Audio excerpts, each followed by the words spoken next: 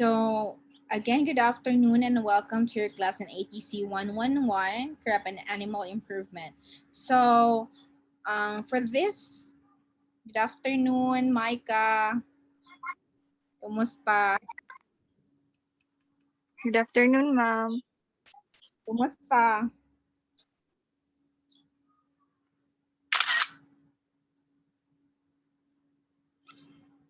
So for this afternoon, while waiting for your classmate, I will just explain that we are in the middle of the semester na and we're running out of time kasi we still have 6 modulets. But anyway, mas shorter ang mga topics compared sa module 1 and 2. So in the module 2, we're going to move on to tissue culture, and please just take a look on the animal breeding. No, I have left a video link here explaining the animal breeding presentation. So I also have another link for more information about animal breeding if you are really interested. So so um for this session we're going to talk about tissue culture. No? So I have here the main two classes that we're going to talk about, no? An introduction to tissue culture and tissue culture specifically to banana. And also I have here a lab exercise to just showing you the different laboratory exercise, no? Although you are not going to do this kasi meron kayong I mean, not all of this, but these are just sample, no?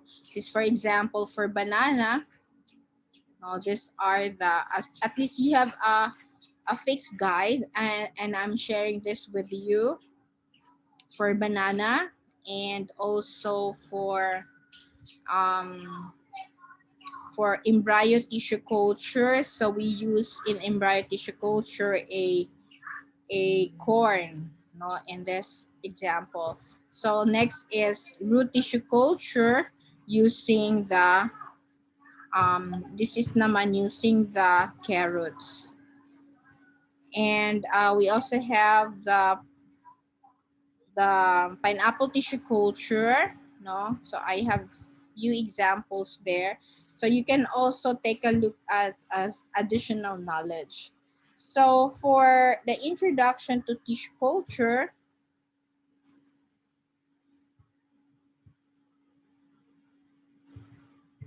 so we will start now with introduction to tissue culture.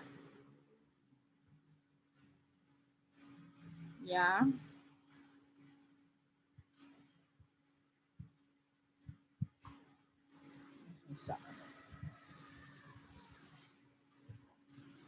So our session for this afternoon is a bit na medyo mataas siya, no, but we're going to finish anyway all of this, no. So I'll just be fast as much as I can. So have you any of you here have visited a tissue culture lab, or nakakita na mo og kanang tinuod jud nga tissue culture lab? Any of you here? Teresa, Jubert, and Micah? Wala pa, ma'am. Wala pa dyan mo kita. Wala pa, ma'am. So, anyway, I have few pictures of my humble beginnings. No, when I was running a tissue culture lab before for how many years? Maybe 5 years, no? And I went out and back kay La Coachera kay ko. So anyway, so what is tissue culture? So there are also a lot of videos showing tissue culture. So you can also take a look. So but in this case, hindi na ako naglagay ng video link, no? Because you can always Google and search it. So when we say tissue culture, it's also called as micropropagation. Why? Because In micropropagation, it's a special type of asexual propagation actually, wherein you use small piece of tissue.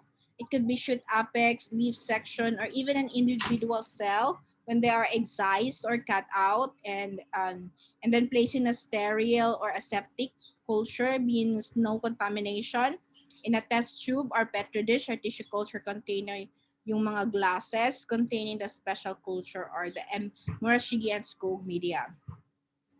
So actually, tissue culture is one of the most widely used na biotechnology or crop and animal improvement. So in the when we say culture medium, it contains the gel or it actually made of agar, yung gelatin na kinakain natin, that's the same way. And with the proper mixture ng nutrients, sugars, vitamins, and hormones, which causes the plant part to grow at very rapid rates to produce new plantlets. So, for example, in 1 chrysanthemum apex placed in a tissue culture, it can produce up to 1 million more new plantlets within 1 year lang. No? So tissue culture is used for rapid multiplication of plants. Like, for example, tuan nato, widely used nato nga tissue culture here is the banana tissue culture. Diba? So, uh, of course, when you are going to have or when you are going to venture into mga sagingan or like for mga big ka na mga big corporate farms like the Dole, Del Monte, and Tadeco. So they have thousands no of hectares of land for banana production. So they also gonna need a lot of plantlets, no? So and tissue culture, not only that, it is also a source of um, disease-free plants. So you will know later. So let's take also a flashback of its history, no? So the history of tissue culture. So it was actually in 1896 when Haberland first cultured the isolated vegetative cells and were able to maintain it in the cell using a medium, but failed to differentiate it. So, nagklasiko. And in 1934, White, Gotheret, and Ubigord were able to grow cambium cells from tobacco stem and carrot root on artificial culture medium in 1934. So the three of them were also able to tissue culture tobacco stem. And but then they failed again to differentiate and grow as undifferentiated masses of parenchyma 2 cells called nagkalus lang siya. So, you know naman, no, can you imagine yung nagkalus lang pag nasamadan ganyan mo ang stem sa tanom. So, pag nagburot-burot siya brown mo, nakalos na siya. Which could be propagated indefinitely in repeated subculturing on a fresh culture medium. So, klaro ba kung tingog sa inyo? Nag-ulan, medyo nag-ulan manggod. Yes, ma'am. Klaro man, ma'am. So in 1950, another scientist, no, which is very famous because Skuog was of MS Media or Morshigian Skuog, were the one who actually invented the perfect media for tissue culture, which is being used until now. So with a lot of modifications. So his co-workers in 1950 at the University of Wisconsin found out that may role ng cytokinins in tissue culture. So cytokinin is actually a hormone, you know, and on 1948, together with Choi, they found out that adenine in the presence of auxin, so both adenine is a cytokinin, and in the presence also together with auxin, makakapag-induce siya ng callus growth. So, hindi lang callus, but growth din. And bud formation in tobacco culture. So, another group in 1955, Miller and his associates were able to identify potent cell division factor from degraded DNA preparation isolated, and they name it kinetin. So kinetin is another cytokinin. And these are naturally occurring plant hormones such as zeaxanthin in corn and isopentyladenine, were discovered at this time. And then advanced hypothesis of organogenesis in cultured callus with variation of auxin and cytokinin level in the growth medium were developed by Stug and Miller in 1957. So the shoot was formed with keeping the ratio ng cytokinin or the kinetin higher, so may shoot siya. And if it is lower, the root will develop with the presence of higher auxin level. So in fact, in this table, you will see na pag no growth or organogenesis, yung level niya is almost equal between auxin and cytokinin.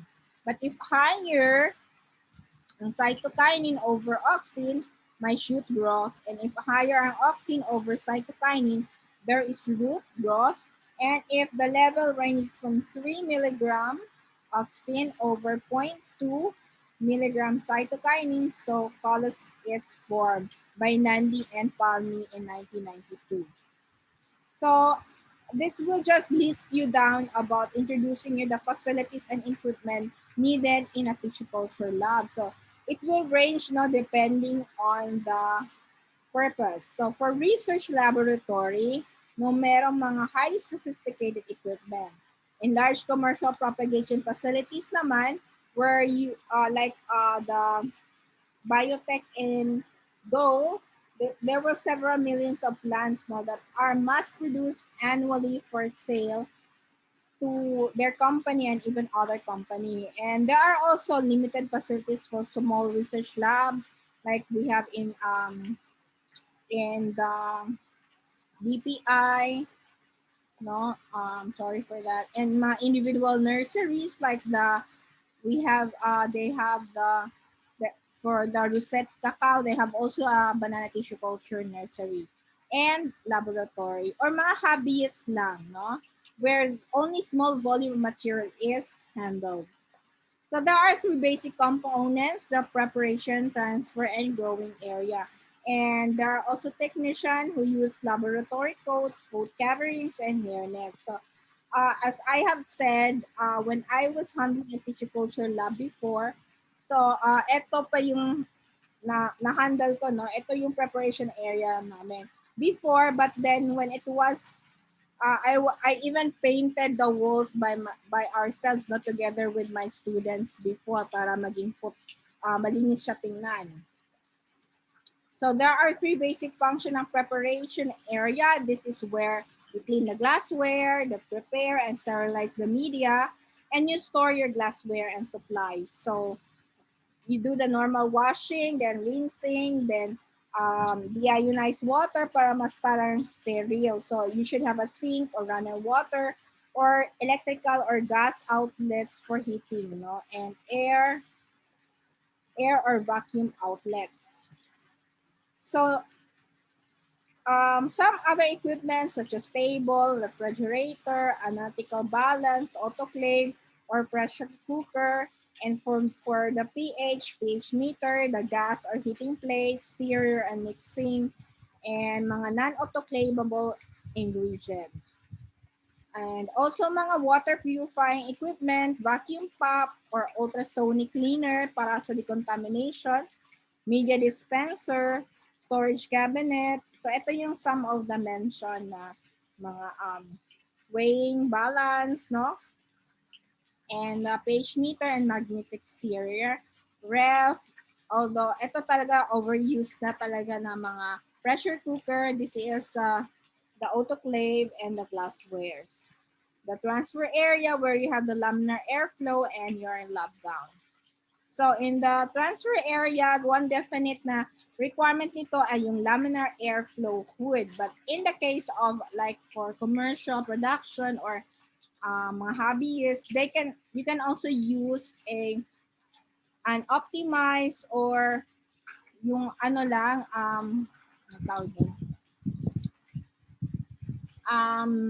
you can make your own fabricated, fabricated lang na mga transfer cabinets, no? Although I have not prepared an example, but I will show you later, no? But in also in Rusit Cacao, Rusit Cacao na farm, they are using for mga ano lang, improvised or fabricated na mga laminar hood or laminar cabinet. So, what's really in laminar airflow hood? Kasi this is very expensive, as much as 600,000 to million. So this is where you plant the explants or yung mga tissue culture parts na inserted into culture and transfer of subculture to fresh media is done. So it should be sterile, free from contamination, and a filtered air coming from the airflow actually pass through the hood in the outward positive pressure gradient. And then, in fact, kung magagamit ka, no, medyo nagbo-blow, parang nag-blower ka sa face mo, no? Air passes through free filter para ma-remove yung dust, as well as it has a HEPA or the high efficiency particulate air na nagre-remove ng microbial spores for decontamination. So, i-on yan for 30 minutes before use. And as I have said, you can also use in absence mga fabricated boxes. Basta sterilize mo lang, like using UV or germicidal lamps, no? And which should be turned on 2 hours before using or operation. And the light should be inward, not toward the worker face, kasi UV can, of course, damage our eyes and skin. So ito yung example ng growing area, no? And the growing area, it is where the culture should be grown, no, of course, and it has the correct temperature and etc. So relative humidity is about 30 to 50%, no, but depende. So and you also need a lot of containers for growing culture, like test tubes, glasses, and so on. So you can also use cotton plugs or metal plastic covers, no, or aluminum foil for your glasses. So these are just example of glasswares, no, ranging from blades, knives, buffer, container, nylon, and syringes. So this is also an example of a tissue culture facility plan, no, wherein you have the transfer room here, the preparation room here, and the growth room here. So the first door should be the preparation room. The second door is the transfer room, and the last door without any outlet is the growth room. That is for design for a good decontamination. So these are just the legends on the following. So this is an example of a shelving unit, no, used for the growth room. So what are exactly in the medium? So it's made up of inorganic nutrients, both macro and micro elements. So ayan, and organic elements such as sucrose, glucose, fructose, and others. And also sometimes we do had use coconut milk, no, para for kasi it's rich in kinetin, no, yung cytokinin. So yeast extract, tomato juice, malt extract can also be added in the meal. So ito yung agar, no, or yung seaweed, made of seaweed. And these are the different macro and micronutrients. So we also need growth hormones like auxin, cytokinin, and gibberellin. So as I have said, the agar is from obtained from seaweed. So ito yung nagpapagel sa media together with the nutrients. So actually yung mga media na ginagamit natin is pattern kay Murashige and Skuog. So kaya tinatawag natin siyang MS media for tissue culture. So we also have white media, niche media, and there's a lot more actually. So important aspect of tissue culture is the sterilization or aseptic condition. And you do this by sterilizing through hot dry air or yung sa autoclave or sa pressure cooker. at the range of 160 degrees Celsius to 170 for 2 to 4 hours, no, in a hot air or even oven. And the culture media also, you're going to sterilize them at 120 degrees Celsius for 15 to 20 minutes. And the plant material, you're not going to uh, pressurize them, but you're going to surface sterilize them using sodium hypochlorite, calcium hypochlorite solution, and wash 3 times in a stirred distilled water. So it's very important also that you have a water, the ionized water or a kanang sterile water. And the transfer area where you have the laminar airflow hood. So for the requirements, yung mga environmental factors natin, we need light, of course. And in fact, we need 16 hours light for a tissue cultured room, and with 25 to 27 degrees Celsius for callus growth temperature, and 70 to 75% humidity for the growth. No? So ito yung mga problems, no, encountered in vitro culture, yung mga contaminants, no, or hyper hydricity or vitrification, no, yung water soak appearance. And you just increase the agar concentration. There are also internal pathogens for contamination, so you need to have a very good sterilization. And excessive exudation, so these are caused by phenolic compounds. So nag-iitim siya, no? So this can be alleviated using polyvinyl pyriodine or activated charcoal. Kaya naglalagay tayo ng charcoal charcoal para sa phenolic compounds yung nag-iitim. So madami pa, shoot tip necrosis and internal browning. So kailangan talaga meron siyang this is caused by calcium deficiency. So dapat dagdagan ng calcium source. And yung proliferation, this is the formation ng gall-like growths, yung masyadong madaming callus, no? So these occur because they are ito yung tawag nilang nag-mutate kasi and they parang na hindi sila na dapat ilagay na sila sa nursery or too much long kasi 6 cycles lang yan or hanggang 8 cycles, so too much of that this tissue proliferation can occur. Or habituation, it means that the callus and cell system lose their requirement for specific growth regulators. So ang nangyayari, they become habituated to cytokinin and continue to mag-shoot, proliferate, no? So when we say totipotency, it is the ability of a certain part of the plant to grow. So that's why they are totipotent. So if you are going to ask which part of a particular plant from the roots to the stem to the tip, no, are totipotent. Mary Rose.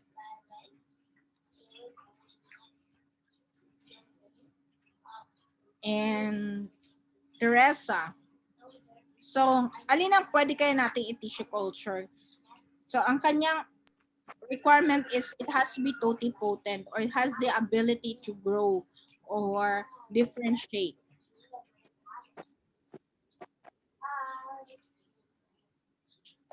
Roots, ma'am. Root.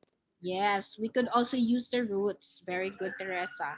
How about the others? Micah.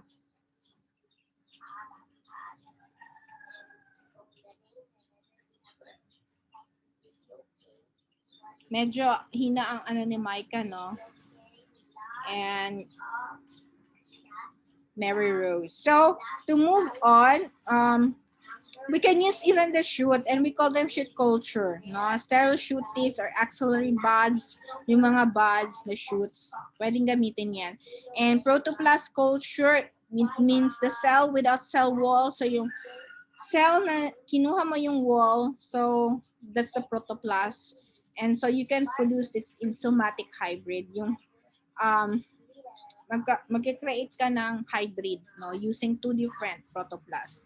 And the embryo culture using an explant, yung embryo niya, like the corn germ. So, ito yung methods ng protoplast, no? Isolation. So, yung leaves, i-plasmolyze siya, and then there are enzyme preparation. Then yung peeled leaves are put in an enzyme solution, and then yun na yun ng protoplast suspension mo na gagamitin, no? So this is a purification culture and regeneration ng protoplast, no? And after filtering, centrifuge, 3 times decantation, so the culture is regenerated, and embryogenesis and become plantlets. So again, yung sabi kanina ni Teresa, root culture, no? Using carrots, carrot is, although we eat carrot, but it's actually a root. And callus culture is the mass of undifferentiated ng mga cells with a potential to develop normal root, shoot, and embryo nodes. So we can also use the callus, no, or the cell suspension from transferring callus to the liquid medium by agitating them aseptically. So using the cell suspension, so these are example, no, of the different culture. We have embryo culture, tissue culture, organ culture, callus, and cell culture into a new adult plantlet or plant. So we do not call them seedling, no, kasi they are not made from seeds. So they are made from uh, um, tissue culture, so they are called plantlets. So next, there are types of plant tissue culture, again from using the anther or pollen culture. So yung pollen niya ang ginagamit, or yung anther. So which is used to produce haploid plant na that can induce mutation. And meristem culture, yung apical meristem. Yung if you have seen a photo of, if you slice a particular shoot, and you can see a photo of parang nag-protrude, no? Parang murag bungtod. Mo na siya ang apical meristem, no? To produce also for disease resistance in plants. So this is an example of the pollen and anther culture, no? This shows how it is done in the test tubes. And also this is the meristematic or the apical meristem that I'm telling you. So this is the zone of elongation, differentiation, and permanent tissue. So this is the important zone. So makikita nyo mamaya sa tissue culture ng banana, ipapakita ko sa inyo step by step, no? So you will see how the apical or meristematic use of micropropagation. So micropropagation is in application is we just have discussed now tissue culture is also known as micropropagation. So it means that it has a rapid asexual or vegetative propagation of plant in vitro to produce large number of plants throughout the year. So pag micropropagation, it's making use of vegetative propagation and asexual and for mass production. So it's also used for somatic hybridization. Yung sinabi ko kanina, you are used for the production ng mga novel hybrids using somatic hybridization in vitro. So this is an example of a somatic hybridization, no? Using the cells, and then you're going to produce it in the petri dish, and then you got now the new breeds or novel breeds. So example is the fusion of the protoplast of potato and tomato and production of the hybrid plant. They call them pomato. So they say the protoplast of potato and tomato were hybridized using the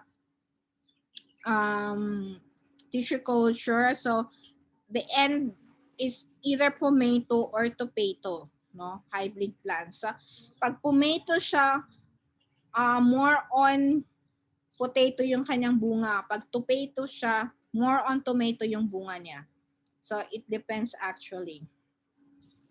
And another application is the production of haploid plants. So as I have said kanina, haploid are used for inducing mutation and the production ng pathogen-free plant especially. But it doesn't mean na tissue culture na siya, di na siya matakdan sa field. So it just means that wala siya'y sakit na dala. Kung pagtanong mo sa field, no, limpyo siya. But then if your field is contaminated, it can still be affected by or infected by the virus or whatever disease. So it is used primarily for the disease-resistant varieties production. And also, use minimize space, no? Growing space commercially in nurseries or maintenance ng stock plants. Kung gusto kang na i-preserve na as a gene bank, kung gusto nimo na i-preserve, so pwede lang nimo i-transfer lang na siya sa tissue culture na sa plate, no? Kaya di ka gusto nga mga matay na siya nga mga lahi kay for example, extinct na siya. An alternative also for the production ng mga useful metabolites. So yung mga ginagamit nating alkaloids with pharmaceuticals used like codeine from opium. So this actually are drugs. So they are being produced through tissue culture para ma-extract yung kanilang substance na ginagamit for pharmaceuticals. Okay, so now we will focus on the methods ng meristem culture. Meristem culture or yung ating tissue culture na banana. So, kanina pinakita ko yung mga sample ko ng mga lab exercise but you're not going to do this. Actually, yung lab exercise 2 ninyo, lab exercise 2 is all about DNA extraction and tissue culture at home using household ingredients, no? You can do tissue culture at home and we have tried that many times, but you can use the agar, the gel, and then putting some sugar, and also if you have multivitamins, so pwede nimo ibutang, no? And you don't even have to be aseptic, no? Kasi it's home tissue culture, but if you can do it aseptically using alcohol, etc., and UV light or pwede ra siya, no? And just take a photo of what you did. No, I have a sample kung unsay pilion ninyo. And DNA extraction is very simple also. So you can do that at home using only detergents. So I have in the DNA extraction nandito yung kanyang procedure. So you can also use, aside from strawberry, you can use tomato. So last time you used tomato or any parts of the leaves of a plant. And so, babalik ako sa tissue culture. So kanina pinakita ko si Micah Pamantoy, nakakita kanina. I'm sorry, we're running out of time but we still have enough time to run down. So ito yung short step-by-step procedure kung paano gawin yung tissue culture. So if you can also make use at home using ang lang ingredients na kayang bilhin, no? As I have said, pwede ra katong agar and pwede gani gelatin, no, kanang ginahimo natong jelly ace or what gulaman, no, sagot gulaman. So pwede po you can use the embryo of corn or carrots. But yung carrots, just follow the specific procedure, ha? Na kasi kailangan kasi siya i-cover kasi kailangan niya ng 4 weeks or 4 months na 4 weeks na dark. So i-cover yun siya. And or pineapple, you can also follow this procedure. Okay. So we will focus on the tissue culture of banana. So if you have questions, clarification before we end or start with another slides. Na may pangutana. So this is for, kasi may dalawa akong project before. So I did with banana tissue culture laboratory and I also have abaca hybrids tissue culture, no, before. So I was involved in a national project funded by the DOST before. So that's why I have this experience, no? So why do we need to use tissue culture, no? So of course, we are the top export in banana, and we need a lot of planting materials, and the answer for that is tissue culture. So, and since banana do not form seeds, no, and are propagated vegetatively through sucker, but in one mother plant, so ilang sucker lang pwede nating itanim, kukonti lang, kumpara sa mga millions and thousand na pwede mong i-produce in just a year. And also, they can be free from diseases such as sigatoka, fusarium wilt, banchetap, and others, no? Para, kasi before ni mo siya, i-tissue culture, kailangan na screen siya. And we even have PCR for that para mahibal mo through polymerase chain reaction, no, or what do you call the other one? Anyway, we'll be talking about that in the next chapter naman. So, just to identify it's a healthy plant. But merely seeing it, alam niyo naman kung anong signs and symptoms ng fusarium, no, nag-yellow, and sigatoka, and also banchetap, yung viral virus. Then for the production and disease and virus-free plant, and for also for mass production. So ito yung cycle ng methods ng meristem culture, which is banana, no, for example. So from mother plant, you do the initiation and then the multiplication, shooting and rooting, primary hardening, secondary hardening, and eventually you plant in the field. No? So ito yung gagawin from Mary plant. Kukuha ka ng mga Mary plant and then i-trim mo, initial trimming, another final trimming. So ganyan na lang siya kaliit. And then pagpasok mo doon sa laminar flow or hood, ganito na siya, no, explant. So this is what you do in the stage 1. So imuha lang yun na siyang panitan, antod may na siya kagagmay, and then hugasan nimo na siya og kanang sabon og tubig, of course, running water.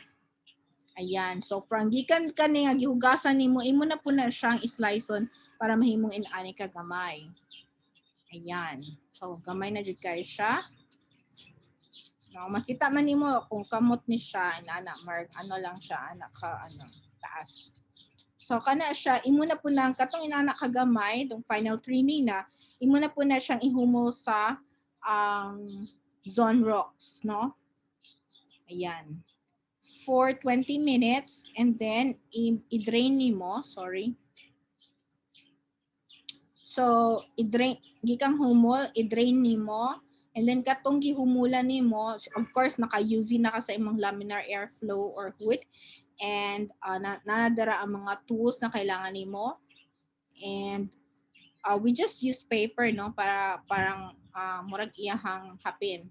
So kailangan nimo og kanang pwede po beads nga kanang heated nga beads, electric beads, or you can use alcohol lamp. Ito, kailangan nimo na siya ituslo sa alcohol, and then painitan nimo dali kay para aseptic fermentation. So hiwaon na nimo na siya into that, panitan, trim. Another trimming is done inside aseptically. So naka-gloves, naka-lab gown, and naka-aseptic naka-ana. So panitan lang na siya, panitan. Yan. And then, so nga nang panitan siya ginana kasi gina-careful nimo siya nga dili na lang diretsyon, no? So naga-careful ka nga dili kaning apical meristem niya dere, dili na siya mahiwa or madaot.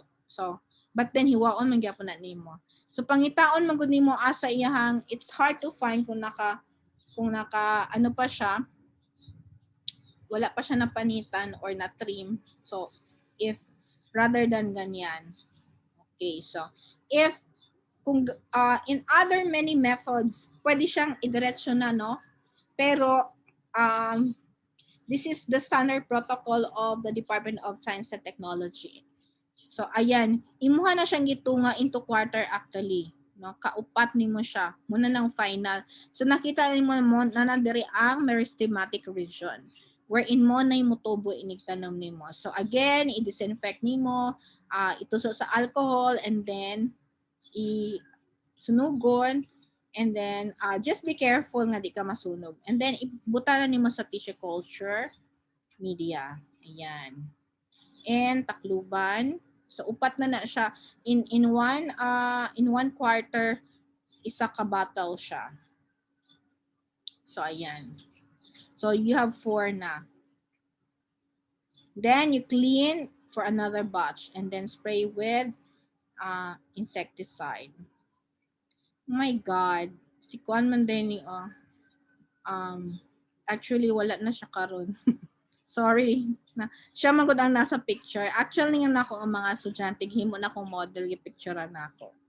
But then namatay siya og kana ganing giurom. Ay, makasad lang. Anyway, moving forward, so ito na yung after na siya nga na initiation stage. So this is initiation stage for 2 to 4 weeks. So 1 month to siya nga in aton. Then after 1 month mo na niya ang forma niya. And then again, i-subculture na mo siya, i-transfer. So panit-panitan lang na nimo. So mo na ni siya, no? After panit-panit, gikan ani, panit-panitan nimo sa aseptic condition in the wood. So less than a minute na lang data. So mo na ni siya, no?